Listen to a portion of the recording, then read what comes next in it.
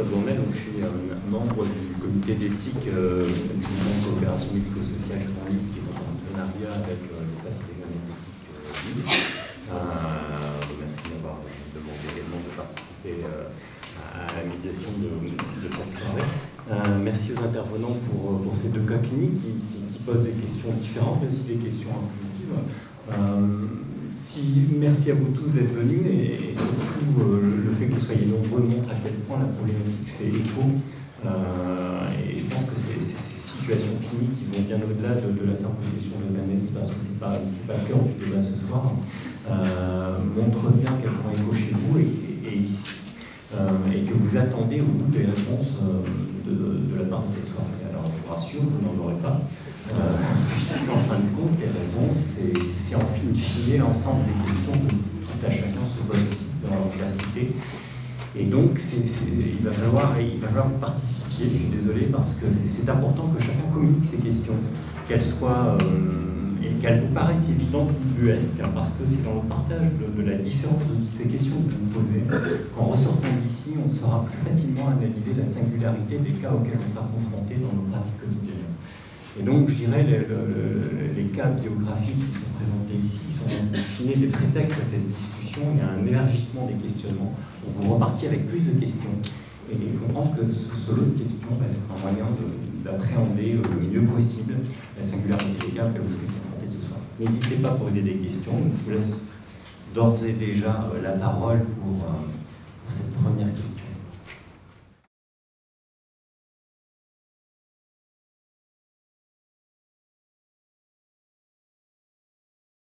Je vais passer la parole aux intervenants. Peut-être pour élargir votre question, en fin de compte, la question de la temporalité elle est importante, effectivement, puisque la Lio dit le temps est la forme de ma puissance et l'espace la forme de ma puissance, et que cette temporalité, il est à mon avis indéniable, qu'elle est différente lorsqu'on se situe en tant que soignant et lorsqu'on se situe de l'autre côté de la barrière en tant que soigné. Ce sont des temporalités qui peuvent être différentes, cycliques ou linéaires. En tout cas qui se croisent parfois, mais qui sont à mon avis souvent parallèles, et donc il y a une considération à prendre dans cette temporalité, mais aussi dans l'espace de cette temporalité et le respect des espaces, l'espace professionnel et l'espace privé que l'on fait naître. Ça pourrait plier et continuer sur la première question. Et sur la seconde question, qui est la question du couple, effectivement, c'est une question qu'on pourrait aussi élargir, in fine, sur la question de ce couple, qui est importante d'abord parce que la société est plus individualiste.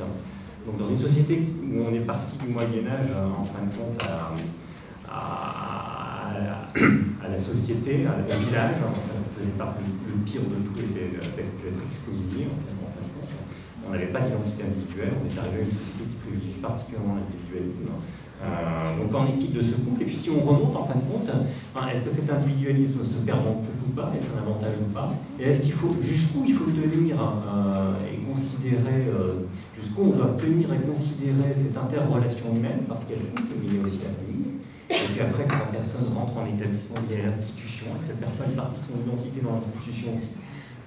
Donc comment retrouver, et en fin de compte, comment retrouver, comment considérer la vie d'autrui et de l'individu au sein de cette société et ses confrères, parce qu'ils sont un animal grégaire, au sein de cette société qui part du couple et que tu remontes à la famille, jusqu'à la société complète, voire la micro-société qui est constituée. Qui veut prendre l'idée de perche? Pour répondre à la question sur les professions, c'est très simple, j'ai parlé trop vite. Et du coup, j'en ai pas parlé, simplement. Voilà, monsieur était architecte et a construit les plans de sa maison. Donc c'était vraiment sa maison. C'était pas banal. Et madame a travaillé dans un journal, elle aimait à dire qu'elle gérait une équipe d'hommes. Tout à fait, donc c'est pour ça, merci, comme ça je rectifie ma rapidité et mon stress avec la question, c'est parfait. Et après, en effet, la famille prenait beaucoup de place. Donc monsieur, lui, a 6 enfants d'un premier mariage et madame n'a qu'un fils unique et c'est les filles de monsieur qui gèrent beaucoup.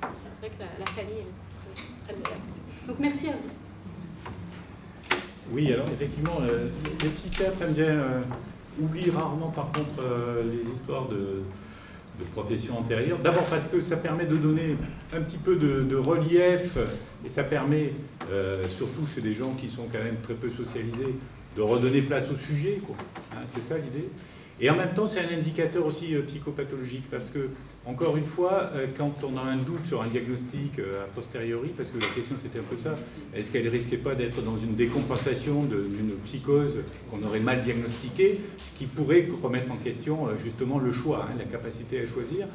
Là, en l'occurrence, pas du tout. Et ce travail est quand même un indicateur plutôt d'une certaine adaptabilité, et donc plutôt en faveur, il faut être prudent, d'une absence de troubles schizophréniques constitués. Vous voyez, voilà, c'est aussi dans les deux sens. Je ne sais pas si ça répond. Merci.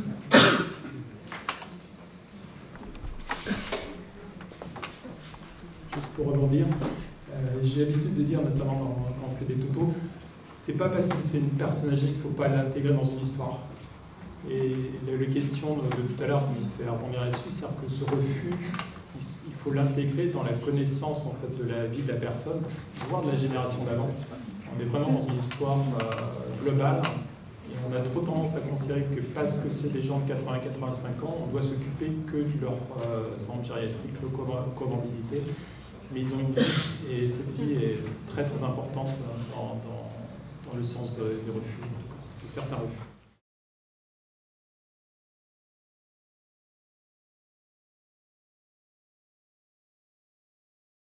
Bon, on avait déjà eu antérieurement des oppositions, hein, c'était compliqué avec cette patiente, mais là c'était vraiment un blocage cette fois-ci. Ce qui est quand même intéressant, c'est que je trouve qu'au final, elle s'en sort quand même pas si mal en termes d'adaptation. Parce que vous savez, en institution, c'est 1 an à peu près le temps d'adaptation. Et chez nos patients, quand il y a des troubles psychiatriques, c'est même souvent bien plus long. Et là, finalement, quand même, elle a retrouvé un peu quelque chose. Donc, je crois que ce qu'on risquait de faire, c'était de bloquer son adaptation. Franchement, le risque avec ce type de situation, c'était pas du tout le cas. Hein. Mais on aurait insisté pour les soins, en étant un peu paternaliste et en franchissant certaines barrières. Je pense qu'elle décompensait là sur le coup sur un mode psychiatrique. On se l'a retrouvée à l'hôpital psychiatrique pour quelques mois. Et dans une absence de travail de liaison avec la psychiatrie, elle risquait de perdre sa place même. Vous voyez ? Donc c'est quand même... cette dame, elle joue gros à un moment donné.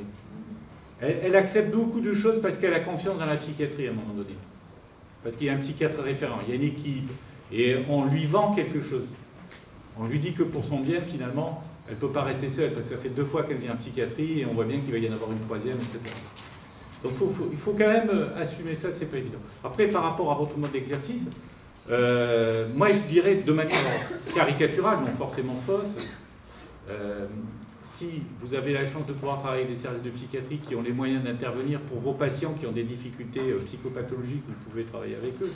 Après, on sort du champ de la psychiatrie et c'est peut-être aussi de... Moi, je pense que ce qui est important pour l'équipe, là, je l'avais mis sur la diapo, c'est de ne pas se retrouver seul non plus. Parce que cette dame, elle est seule. Elle est vraiment seule. Du coup, les équipes sont seules. Il n'y a même pas de famille. Donc, vous voyez, nous, on joue le rôle un petit peu de tiers, quoi. Vous voyez ? On vient, voilà. Et puis, ils nous connaissent, ils savent qu'on assumera que si elle n'est pas bien, on la prendra à l'hôpital. Donc ça, c'est important. Et puis le savoir-faire infirmier, là, j'en ai pas parlé, mais on a des gens du tonnerre, quoi, je veux dire, qui arrivent à faire des choses que ne peut pas faire le médecin, qui, de par la relation, on doit mettre un petit peu de distance, il faut faire attention. L'infirmier, il a cette proximité. Il faut travailler beaucoup avec les infirmiers. Moi, j'insiste beaucoup là-dessus. Ils prennent par la main, ils prennent par l'épaule. C'est compliqué, nous, de faire ça. Ils amènent voir quand il y a le conjoint qui est décédé, etc. Il y a des sorties comme ça qui se font. Hein, vous voyez ? Donc, et puis il faut se donner du temps. Là, je pense que le risque, c'était la précipitation, l'angoisse. L'angoisse, c'est mauvais, très mauvais. Il faut éviter les anxieux. Ça a l'air gentil comme ça, mais très vite, ça vous met en difficulté. Donc une équipe angoissée, elle va faire des bêtises. On va faire d'énormes conneries. Moi, dans votre question, alors je ne sais pas si je l'ai bien compris, du coup j'avais entendu les services hospitaliers, le revenu de soins dans les services hospitaliers. Et du coup, c'est vrai que c'est plus compliqué, j'imagine, parce que je ne suis pas dans les services hospitaliers, pour les soignants d'accepter le refus de soins. Et c'est aussi beaucoup plus compliqué pour les patients d'accepter de dire non. Et je pense que c'est ce décalage qui est compliqué. Alors, est-ce que les patients disent pas oui, oui, pour vite sortir et pouvoir nous dire non à domicile et après se dire... voilà, je sais pas, je pose des questions. Voilà. Après, est-ce que face à l'hôpital, une grande équipe, ils ne sont pas chez eux, là pareil, ils sont lavés à l'heure fixe, est-ce qu'ils ont vraiment le choix? Je ne sais pas. Donc, et quand ils n'ont pas le choix, est-ce que la conséquence n'est pas un peu violente? Donc c'est vrai que je pense que si au domicile ils ont le choix de dire non, on a la chance de pouvoir écouter et prendre le temps et être à leur temporalité. Ce serait l'idéal de pouvoir faire aussi en hospitalier jeune. Vous, il faut que ça aille vite.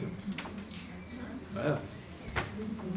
Je pense que ce débat, c'est un débat en fin de compte qui est à élargir bien au-delà de la problématique psychiatrique, puisqu'en fin de compte, on l'a sur les troubles cognitifs, les démences séniles des personnes âgées.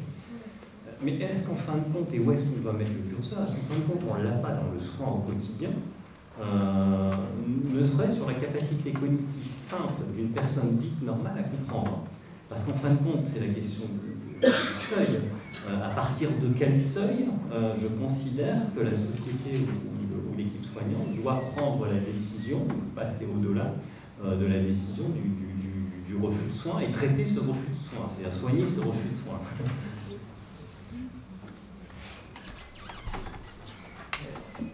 C'est très intéressant parce que je n'ai pas non plus pu tout dire, mais il se trouve que cette dame, à un moment donné, dans son parcours, avant l'institutionnalisation, s'était posé la question de troubles cognitifs. On lui avait fait une échelle de Matisse, enfin peu importe, il y avait des tests neuropsychologiques qui n'étaient pas très bons. Et puis, heureusement, on a un neuropsychologue, et 2 ans après, il l'avait retesté, et elle était tout à fait... elle était à 140, quoi, je veux dire, elle était tout à fait normale. Donc ça veut dire que... Enfin, avec ces patients-là, il ne faut pas travailler, je crois, trop avec... le cognitif, c'est important, mais c'est avec le cœur qu'il faut travailler. C'est le côté affectif, le côté émotionnel, c'est très important pour ces patients-là. Et à partir du moment où on aplanit ça, ils vont donner le meilleur d'eux-mêmes. Ils vont donner le meilleur d'eux-mêmes, tant sur le plan cognitif que sur le plan de la décision. Et c'est une situation qui, j'ai pris exprès une situation où il y a du psychopathologique, c'est-à-dire qu'elle n'est quand même pas blanche comme neige, quoi. Hein, il y a quand même un pré-trouble schizophrénique et un trouble de personnalité. Donc ça pose la question du statut quand même de ces troubles de personnalité. Est-ce qu'on est dans le pathologique, donc quelque part dans une forme d'irresponsabilité? Est-ce que c'est des gens qui sont quand même pas très adaptés? Ou bien est-ce que non, effectivement, on n'est pas dans quelque chose de décompensé, donc on peut estimer que... voilà, il y a des troubles du caractère. Elle est pas marrante à la base, elle est quand même psychorigide, quoi. Hein, voilà. Mais c'est son histoire aussi, hein, c'est son histoire. Peut-être papa et maman, ils n'ont pas fonctionné comme il fallait au bon moment, etc. Et puis, voilà, vous vous retrouvez 80 ans après avec tout ça, quoi. Mais c'est très important de remonter dans le temps. Là, j'ai pas fait mon psychopathologue jusqu'au bout, parce qu'effectivement, ça aurait pu être intéressant de vous parler de ces relations précoces avec les parents. Hein, pourquoi elle est comme ça, quoi. Bon, mais là, c'est autre chose.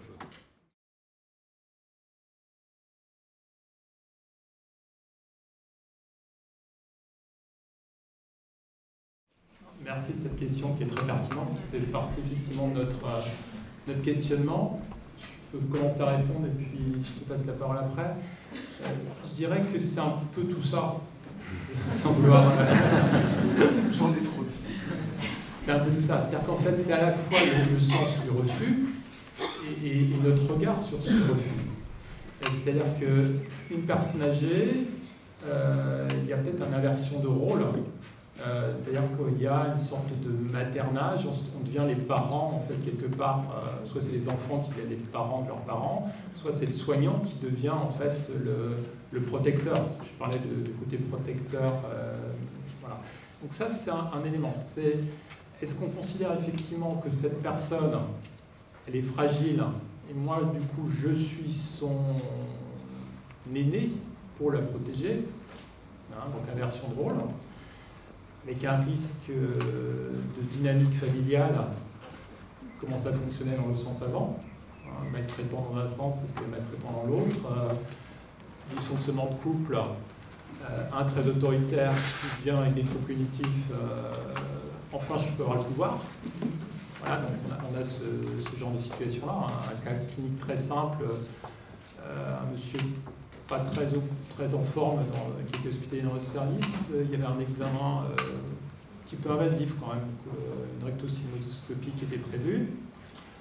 on rencontre son épouse pour l'informer. Elle me dit « Je suis la personne de confiance, je refuse qu'il y ait cet examen. » Voilà. On va voir le patient qui dit « Bien sûr, je veux cet examen. » Donc quel refus, quel sens du refus. Et là, on est sur une conjugopathie assez claire avec l'inversion des rôles. Et la dame, furieuse, en disant « Il m'a fait chier toute ma vie. Maintenant, il continue, il veut rentrer en EHPAD et je vais devoir vendre ma maison pour qu'il rentre en EHPAD. » Vraiment jusqu'au bout, quoi. Hein, voilà. Donc enfin, elle avait le pouvoir de interagir autrement. Donc voilà, c'est une petite anecdote, mais ça éclaircit bien les choses. L'autre chose, c'est est-ce que ce refus, il nous arrange? Ce qu'on disait un peu au travers d'un clinique, à un moment donné, bon, cette dame, elle m'embête, elle refuse, tant mieux. Je ne suis pas obligé de la coltiner toutes les semaines et tout ça. Et on a ce type de patients ou de résidents ou d'amis, des fois, on se dit, bon, ben, c'est bien que je ne l'appelle pas tout de suite, quoi, hein. Voilà, donc on a cette logique de refus qui nous arrange. Et puis, le sens des troubles cognitifs, comme disait Jean-Paul Durand tout à l'heure, on voit dans les soins qu'on peut être amené à faire des gens qui ont des troubles cognitifs, est-ce qu'on se bloque sur le premier refus, ou on sait que un petit peu plus tard ils vont oublier et puis ils vont accepter? Est-ce que c'est très éthique?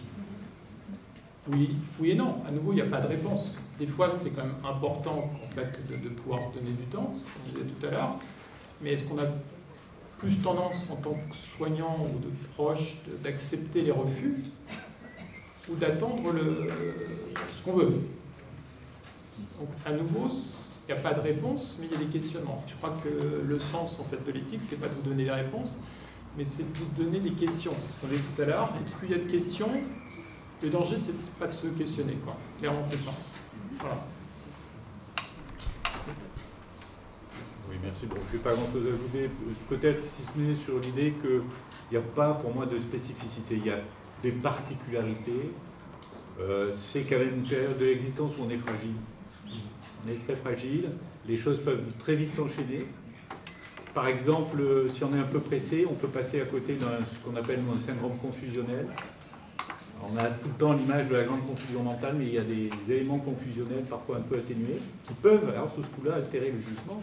Alors pour le psychiatre, ça parle, parce que c'est nos racines un peu ça. Hein.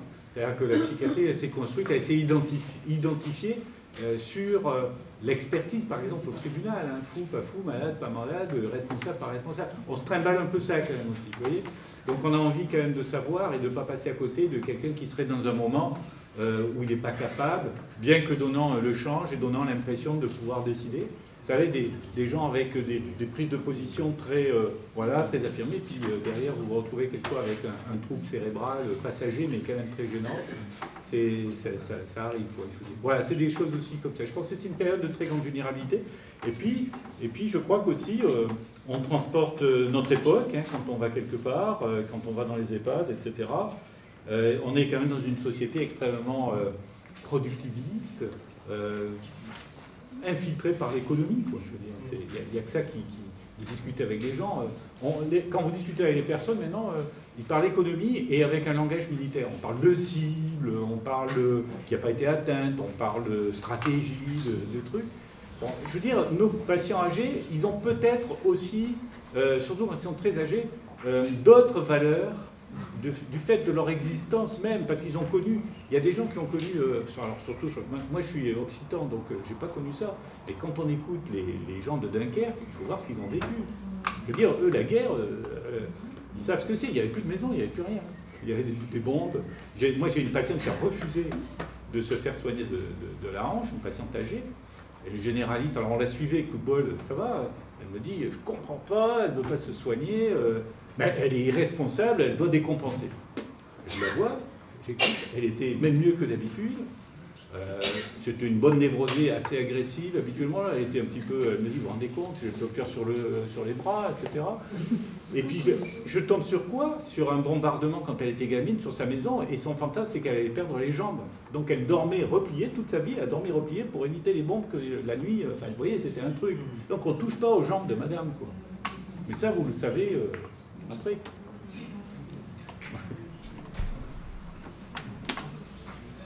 Également sur la question des spécificités du refus de soins des personnes âgées, pour rebondir sur la de Roche, c'est vrai qu'on avait évoqué la préparation des extrémités de la vie de son enfance et la personne âgée, un devoir de protection de la société encore plus accru et qui va bien au-delà de la mission du soignant. Et on se posait justement une remarque, Thierry avait posé une question, une remarque, qui est que si aujourd'hui on accepte que certaines personnes soient dans la rue, on n'accepterait pas qu'un enfant soit dans la rue comme on n'accepterait pas qu'une personne âgée soit dans la rue. Et pourtant, il y a bien un impact sociétal là-dessus. Pourquoi, au final, un adulte qui a passé toute sa vie dans la rue, pourquoi à partir d'un certain moment, on choisit de le mettre en EHPAD, de le prendre en charge en EHPAD, alors qu'au final, est-ce que c'est son désir, est-ce que ça a un sens pour lui? Après, j'ai une deuxième remarque sur la spécificité du refus de la fin de vie des personnes âgées en EHPAD et du refus de soins et parfois du désir de mort, qui est qu'en fin de compte, est-ce qu'on n'est pas à l'inverse de Freud qui dit que nous savons que nous allons mourir mais que nous ne le croyons pas?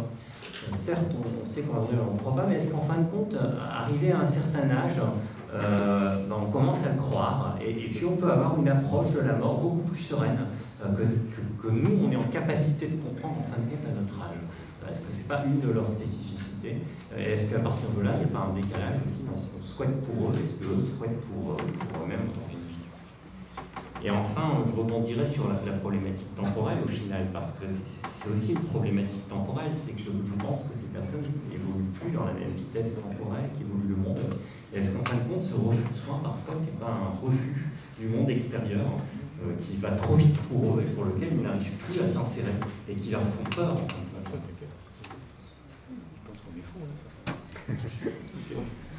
Il y a pas mal d'éclairages sur ces refus. Je peux vous en donner un dernier avant de passer la parole à notre philosophe. Je prends un exemple d'une dame que j'ai suivie pendant des années pour troubles dépressifs, qui a eu à un moment donné des suicidaires, qu'elle est plutôt un peu mieux. Puis à un moment donné, elle est arrivée en consultation et m'a dit « Je me suis inscrit à l'association Le droit de mourir dans la dignité ». Voilà, premier mot de la consultation. Je dis parfait, asseyez-vous. Ça commence. Voilà, elle a affirmé ça, la notion de limite. Elle n'avait pas de pathologie chronique à l'époque, autre que sa dépression. Quelques années plus tard, c'est une dame qu'on a suivie pendant plus de 15 ans, on lui a diagnostiqué un cancer métastasé, un cancer du sein métastasé. C'est une dame qui était une ancienne sous-directrice d'école, qui avait toujours été assez dans le contrôle de sa vie professionnelle, mais qui était maltraitée à domicile avec des violences conjugales, pour vous donner un peu le contexte. Donc qui mettait toujours en avant ce besoin de contrôle de sa vie. Elle ne m'a jamais reparlé en fait de son inscription à l'association Droit de mourir dans la dignité. Elle a accepté tous les soins jusqu'à il y a quelques semaines, là, en fait, est désignant en unité de soins palliatifs.